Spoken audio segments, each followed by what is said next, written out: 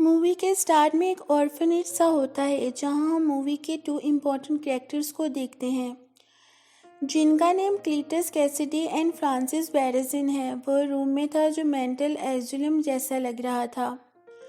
Cletus एक serial killer था और फ्रांसिस में एक म्यूटेशन थी।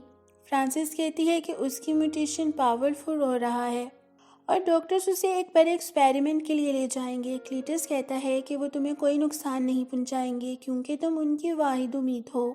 इतने में पुलिस आती है और फ्रांसिस को ज़बरदस्ती पुलिस कार में बिठाकर ले जाती है। इस वजह से क्लीटस को बहुत गुस्सा आता है क्योंकि वो बहुत अच्छा दोस्त था और एक दूसरे को पसंद करते थे। एक्चुअली फ्रांसिस के पास सोनिक पावर थी जिससे वो विंडोज़ और ग्लास को तोड़ सकती थी। उसने रास्ते में पुलिस कार में भी यही किया जिसकी वजह से पुलिस ने उसकी एक आंख में गोली मार दी, लेकिन वो जिंदा थी इसलिए उसे एक आइसोलम में लेकर जाया गया। वहाँ उसको एक न्यूज़पेपर मिला जिस पे न्यूज़ थी कि क्लीटस को सजाए मौत देनी चाहिए या नहीं। एक्चुअली उसके अगेंस्ट एविडेंस काम था। हैरान होने वाली बात यह है कि ये न्यूज़ एडी ने प्रिंट करवाई थी। नेक्स्ट सीन में हम देखते हैं कि डिटेक्टिव एडी को मनाता है कि क्लीटस उससे मिलने चाहता है, लेकिन एडी नहीं माना। इसके बाद वेनम एडी की इंसल्ट करता है कि तुम्हें क्लीटस से मिलना चाहिए और लोगों को बचाना चाहिए। एडी क्लीटस से मिलने जाता है तो क्लीटस उससे डील करता है कि अगर तुम न्यूज़पेपर में मेरी न्यूज़ दोगे तो मैं तुम्हें एक एक्सक्लूसिव इंटरव्यू दूंगा। ये वही न्यूज़ थी जो फ्रांसिस ने न्यूज़पेपर से पढ़ी थी। क्लीटस एक मुलाकात में एडी को दीवार पे लिखे हुए मैसेजेस और शेप्स दिखाता है। इस मुलाकात के बाद एडी डिटेक्टिव को कुछ नहीं बताता। घर जाकर वेनम उसकी हेल्प करता है। वो दोनों दीवार वाली शेप से एक बीच की पिक बनाते हैं जहाँ क्लीटस डेड बॉडीज को छुपाता था। नेक्स्ट डे पुलिस उसी बीच जाकर डेड बॉडीज निकालते हैं। सब समझते हैं कि एडी और क्लीटस दोस्त हैं क्योंकि ये बात और किसी को पता नहीं थी। डिटेक्टिव को बहुत गुस्सा आता है क्योंकि एडी ने उसको ये नहीं बताया था। दूसरी तरफ फ्रांसिस और क्लीटस को भी बहुत गुस्सा आता है। क्लीटस को लगता है कि एडी ने उसे चीट किया है। इस न्यूज़ के बाद एडी बहुत फेमस हो जाता है। वेनम एडी से कहता है कि अब वो मिलकर सब दुश्मनों को ख़त्म करेंगे। वेनम चिकन खा खा कर थक गया था, लेकिन एडी उसको कहता है कि वो ऑलरेडी क्लीटस के केस में फंसा हुआ है। अगर वेनम ने किसी इंसान को खाया तो एफबीआई का शक उस पे ही जाएगा। उन दोनों में बहस होती है। फिर वो पोल्ट्री फार्म जाते हैं जहां वेनम बहुत सारा चिकन खाता है। इसके बाद वो वेनम को रास्ते में मौजूद एक गैंगस्टर को खाने से रोकता है। एडी को एनी की कॉल आती है कि वो उससे मिलना चाहता है। एनी एडी को बताती है कि उसकी एंगेजमेंट हो गई है। एनी को ये भी पता चल जाता है कि वेनम अभी भी एडी के अंदर है, इसलिए वो वेनम को एडी का ख्याल रखने के लिए कहती है। एडी बहुत सैड हो जाता है। वो बाइक से घर वापस जा रहा होता है कि वेनम उसे समझाता है कि हम भले कामों के लिए बने हैं, इसलिए उदास ना हो। अगली सुबह एडी को क्लीटस का लेटर मिला जिसमें उसने एडी को कहा कि उसको सजाए मौत एडी की वजह से होने वाली है।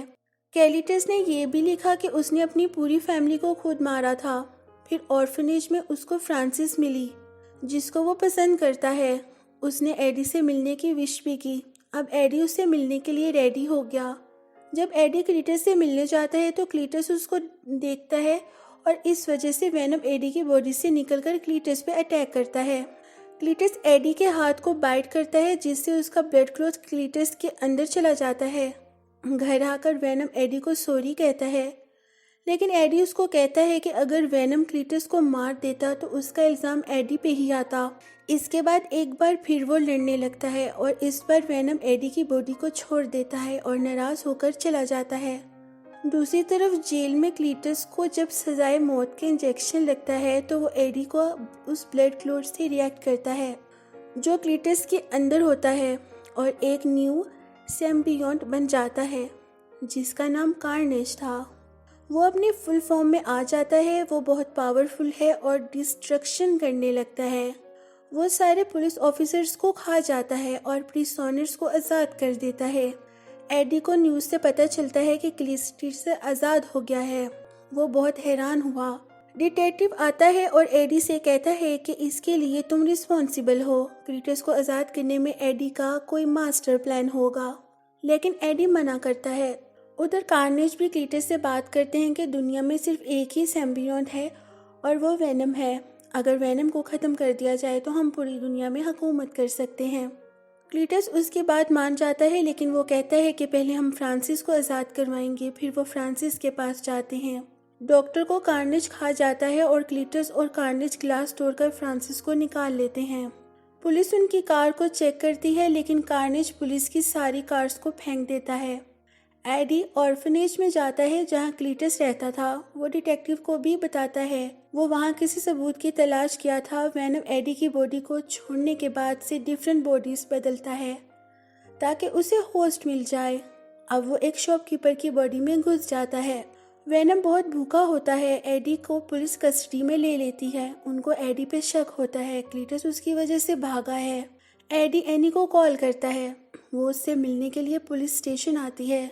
एडी एनी को बताता है कि ये सब क्लीटस ने किया है। उसने एक सैम्बिनोट को पैदा किया।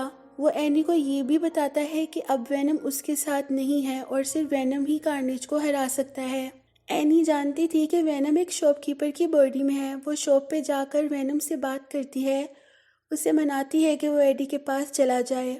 एडी को उसकी ज़रूरत है। दूसरी तरफ क्लीटस और फ्रांसिस पूरी सिटी में तबाही कर रहे होते हैं। कार्नेज उनसे कहता है कि अब उसका अगला टारगेट वेनम यानी एडी एनी और वेनम एडी के पास पुलिस स्टेशन जाता है और वहाँ से तीनों भाग जाते हैं। एनी एडी से कहती है कि वो वेनम से माफ़ी मांग ले। एडी वेनम से सॉरी कर लेता है। इसके बाद डिटेक्टिव रोड पे जा रहा होता है कि उसे क्लीटस नज़र आता है। वो क्लीटस को शूट करता है, लेकिन कार्नेज क्लीटस की बॉडी से बाहर आकर डिटेक्टिव को पकड़ लेता है। फ्रांसिस एनी को घर जाती है। उनकी एंगेजमेंट रिंग चुरा लेती है। फिर वो एनी को भी अपने साथ ले जाती है। ये न्यूज़ डॉक्टर एडी को बताता है कि एनी को कुछ लोग ले गए हैं। क्लीटस और फ्रांसिस शादी के लिए जाते हैं। वहाँ पे डिटेक्टिव भी कैद था। जब वो शादी करने लगती हैं तो वेनम भी वहाँ आ जाता है। वेनम एडी से कहता है कि कार्नेज बहुत पावरफुल है। एडी वेनम से कहता है कि वो यहाँ जिसको खाना चाहता है खा ले। अब वेनम और कार्नेज की बहुत लड़ाई होती है। दोनों एक दूसरे को हराने की कोशिश करते हुए फ्रांसिस भी कार्नेज के साथ होती है और अपनी वोकल पावर यूज़ कर रही होती है, जिसकी वजह से कार्नेज को बहुत गुस्सा आता है। इसके बाद डॉक्टर हालात देखते हुए कार्नेज पे पेट्रोल फेंकते हैं। फिर कार्नेज एनी को लेकर बिल्डिंग की टॉप पे जाता है, लेकिन वेनम पे बहुत पत्थर था इसलिए वहाँ तक नहीं जा पाता। वो हिम्मत हार देता है। अब वो एडी से कहता है कि हम ये लड़ाई नहीं जीत सकते। फ्रांसिस की सोनिक पावर से कार्नेज को बहुत गुस्सा आता है, इसलिए वो फ्रांसिस को जोर से पकड़ लेता है, जिससे वो बेहोश हो जाती है। ये देखकर क्लीटस फ्रांसिस के पास जाना चाहता है, लेकिन कार्नेज का उसकी बॉडी पे फुल कंट्रोल होता है, इसलिए वो ऐसा नहीं कर पाता। ये देखकर वेनम कहता है कि कार्नेज का क्लीटस की बॉडी पे कंट्रोल नहीं है। एडी उसको कहता है कि सिर्फ हम परफेक्ट मैच हैं। ये सुनकर वेनम जोश में आता है और वो लड़ने के लिए उठता है। कार्नेज और वेनम बहुत हाइट पे चले जाते हैं। वेनम कार्नेज के सर पे एक रॉड मारता है। उसका हाथ से एनी गिर जाती है, लेकिन वेनम उसे पकड़ लेता है। फिर कार्नेज भी नीचे आता है और वेनम और कार्नेज लड़ते हैं। दोनों सिम्बियोट आपस में बात करते हैं। इतने में फ्रांसिस जाग जाती है। इतने में पुलिस आ जाती है और सबको रेस्क्यू करती है। एडी डॉक्टर से कहता है कि वो एनी को ले जाएं। डिटेक्टिव भी बच जाता है। इस सारे हादसे के बाद एडी और वेनम बीच पे नजर आते हैं। फिर एक रात को वेनम एडी से कहता है कि मैं तुम्हें अपने सीक्रेट बताता हूँ।